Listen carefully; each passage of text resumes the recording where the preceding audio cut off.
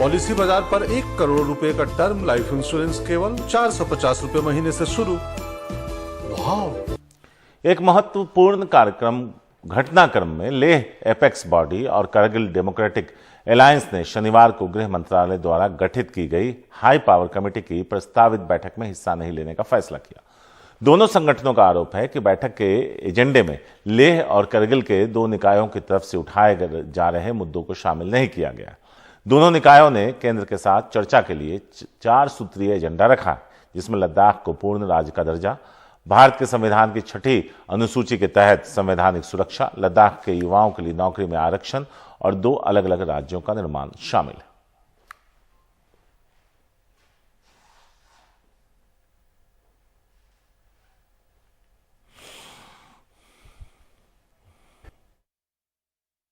केंद्र सरकार ने लद्दाख के मामले में एक हाई पावर कमेटी बनाई।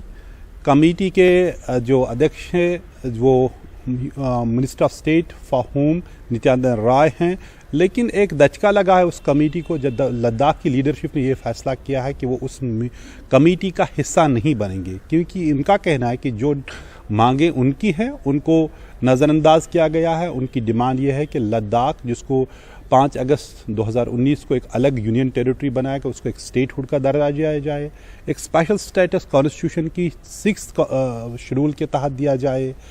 और जो दूसरी डिमांड्स हैं, मेरे साथ हैं सिरिंग दोरजे जो लद्दाख एपेक्स बॉडी के लीडर हैं। दोरजे साहब, क्या वजह है कि आप ही लोग कभी यूटी का मांगते थे, जम्मू कश्मीर से अलग होने की बात कर रहे, तो आज कहते हैं आप खुश नहीं है इस यूटी से?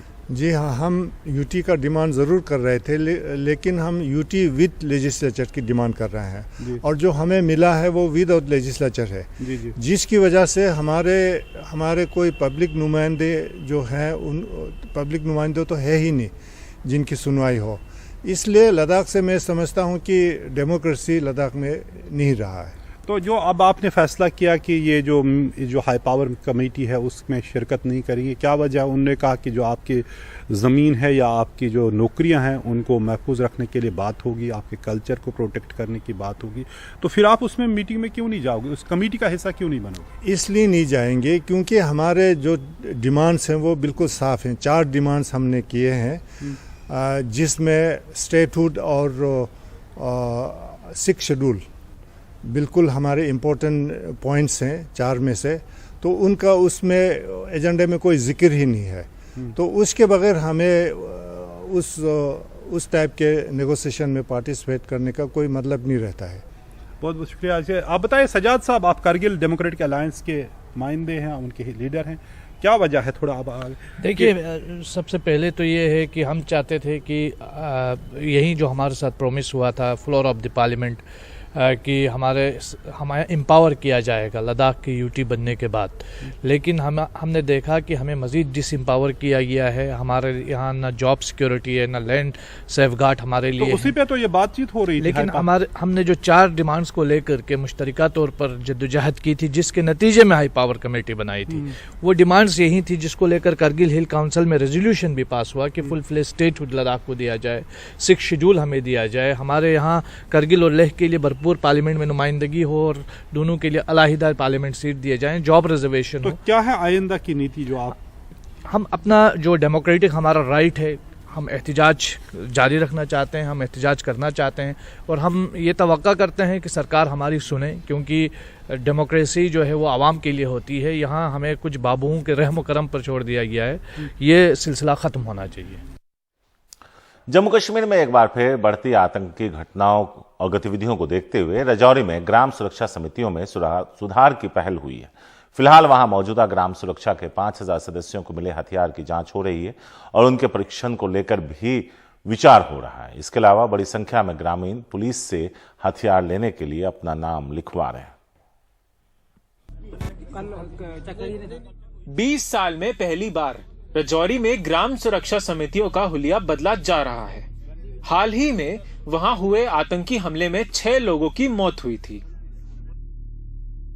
वीडीसी को करीब 30 साल पहले जम्मू कश्मीर में कायम किया गया।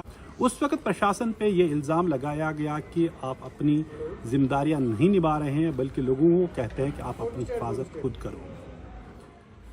लेकिन आज एक दफ़ा फिर वीडीसीज को रिवाइव किया जा रहा है। यहाँ राजौरी के इस कैंप में इन वीडीसीज को हथियारों की दोबारा इसकी दिखाया जा रहा है कि आगे ठीक चल रहे हैं, वेपन ठीक चल रहे हैं, उनकी रजिस्ट्रेशन हो रही है ताकि वो एक बार फिर मिलिटेंसी का मुकाबला कर सके। जिले में फिलहाल 5000 सशस्त्र सदस्य हैं। पुलिस से हथियार लेने के लिए और गांव वाले नाम लिखवा रहे हैं। हर सदस्य को एक .303 राइफल और 100 गोली बारूद मिलते हैं। राजौरी की पंचायतों में पुलिस ग्राम सुरक्षा समितियों के हथियार और गोली बारूद की जांच तो कर ही रही है, साथ ही आगे के प्रशिक्षण की जरूरतें भी समझ रही है। बहुत पहले जो हथियार लोगों को मिले थे वो अब उनके बच्चे इस्तेमाल कर रहे हैं। यहाँ पर डांगरी में जो घटनाएं हुई हैं, इंसिडेंट्स हुए हैं, उस कारण हमने अपनी ये गन साफ करी ताकि अगर हमारे पे कुछ होता तो हम खुद ही वहाँ पर लड़ सकें, उनसे कुछ ना कुछ तो कर सकें। अपने आप में थोड़ा बहुत अपने लिए वो कर रहे हैं। तो आपको लग रहा है ये सही है? आपकी उम्र क्या है? सर मेरी उम्र 20 ईयर्स। 20 ईयर्स। कब से आप वीडीसी बने? सर ये एक्चुअली मेरे चाचू की है। ये 2 रफलें क्यों रखी है? 2 से लड़ना है? नहीं सर, मेरी नहीं है, एक मेरे चाचू की है, एक दूसरा चाचू है, वो गए हैं डांगरी चौक में। अच्छा अच्छा अच्छा जी। वो वहाँ गए तो आपने दूसरी रखी? हाँ। मेरे पास नहीं है सर। हाँ मेरे पास नहीं है। लेकिन बहुत से ऐसे भी ग्राम सुरक्षा समिति सदस्य हैं जो 60 साल से ऊपर होने के बावजूद अपने हथियार नहीं छोड़ना चाहते हैं। उनका कहना है कि आतंकी हमले में वो अपनी सुरक्षा खुद कर लेंगे।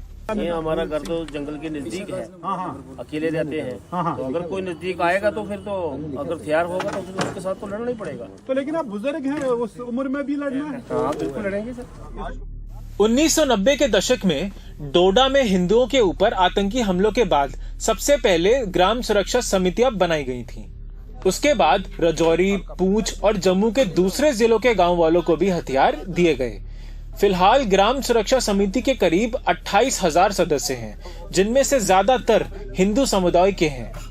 सबसे पहले जो वीडीसीज हैं उनको जो है नया आर्म्स एम्युनिशन या उनको रिजुवेनेट करना, उनको फायरिंग प्रैक्टिस करवाना, वो काम हमारा चल रहा है। उसके अलावा जो है टेररिस्ट को न्यूट्रलाइज करने के लिए भी ऑपरेशन जारी हैं। लेकिन कई इलाकों में ग्राम सुरक्षा समिति के सदस्यों को दिए गए हथियारों के गलत इस्तेमाल को लेकर भी चिंताएं हैं।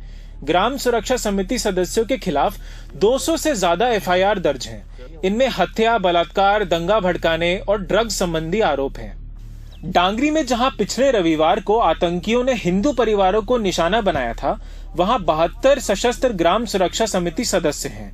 वहां की पंचायत का कहना है कि किसी के ऊपर भी आपराधिक मामला नहीं है।